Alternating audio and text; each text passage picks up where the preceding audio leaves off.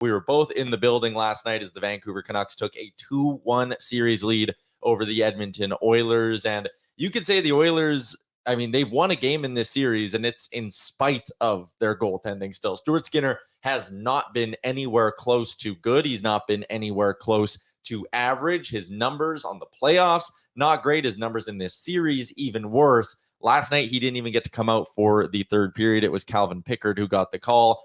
Full 5-alarm bell fire here for the Oilers goaltending? 100%. Look, Stuart Skinner, point blank, has gotten the wheels beaten off of him this series by Artur Silovs. I don't think anyone saw that coming. And I think we've got a larger sample size to know now that it's fair to say that Stuart Skinner is cracking under the pressure of the playoffs. Yeah. You look at, there's like some serious Mitch Marner Toronto vibes here.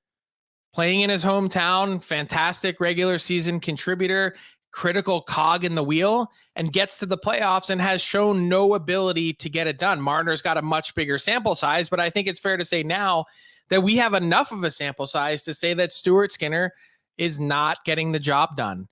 Just take a look at this series. .793 save percentage against the Canucks. In the playoffs so far, minus 5.7 goals expected. So he's given up almost 6 more goals than he probably should have based on the chances. And then if you want to take the larger, more holistic view, in the salary cap era, Stuart Skinner has the worst save percentage of any goaltender with at least 15 games played. He has an .881 through 20 games. Just not good enough. No team can win with goaltending of that magnitude. And now Chris Knoblauch has a really significant dilemma and decision on his hands. I don't think anyone feels too comfortable with Calvin Pickard. That was his first playoff appearance in the third period. And yeah, the Canucks barely had the puck. So impossible to make a decision based off of that. But there's a guy that also entered the year as the clear third string guy for the Oilers. I know the Canucks are on their third guy.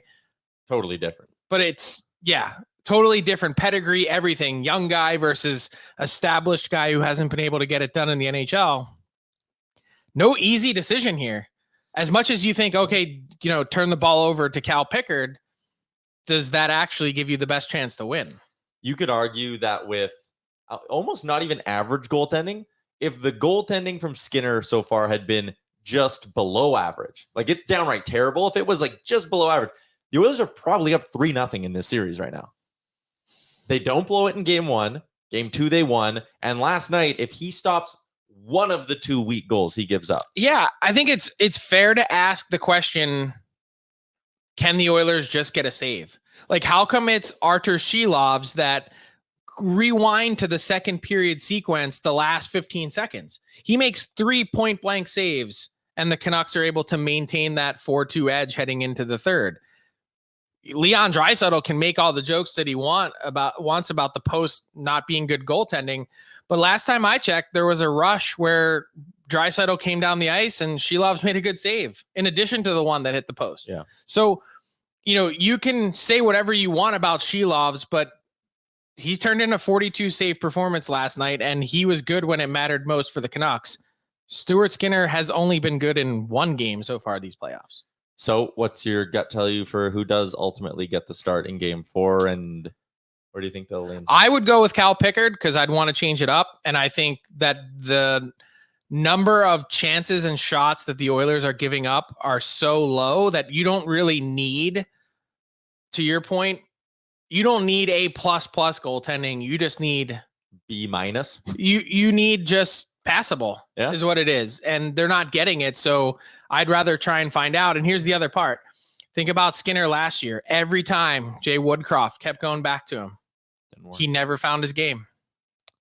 If it was my call, I think I'd go with Skinner. I've said since the trade deadline, when there was conversation about do the Oilers need to find a goalie, I said, you've made your bed with Skinner. You're going as far as this guy can take you, and I think you keep riding. Look, there's also plenty of other issues for the Oilers, too. Warren Fogel's giveaway was terrible. Their PK slipped up. Power play didn't come through in the third period. They have 0 depth scoring. I mean, like literally none. Yeah.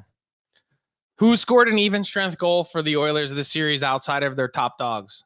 No one. Corey Perry hasn't had a good game yet in these playoffs. Ryan McLeod's been good defensively, but he had some shaky moments last night. Yeah. Like, I mean, the Oilers tale is as old as time, it feels like. It's the same thing that we're getting over and over again. Consider this. Connor McDavid and Leon Draisaitl played 13 of the 20 minutes in the third period. That's insane. 13. If they even got a drop from someone else on their roster. I think they played 4.5 of the final 5 minutes. Like, they just stayed on the ice. 13 out of 20. Like they were hitting 30 minutes. Yeah, that's crazy. Too much. Unsustainable. And definitely unsustainable with that kind of goaltending. Yep. What's up, hockey fans? If you enjoyed that video, then you need to be hitting the subscribe button right here at Daily Faceoff. Exclusive interviews and analysis from our hockey insider Frank Seravalli, fantasy updates from Brock Sagan, and a daily live show at noon Eastern, Monday through Friday. You don't want to miss any of the fantastic content, so hit that subscribe button.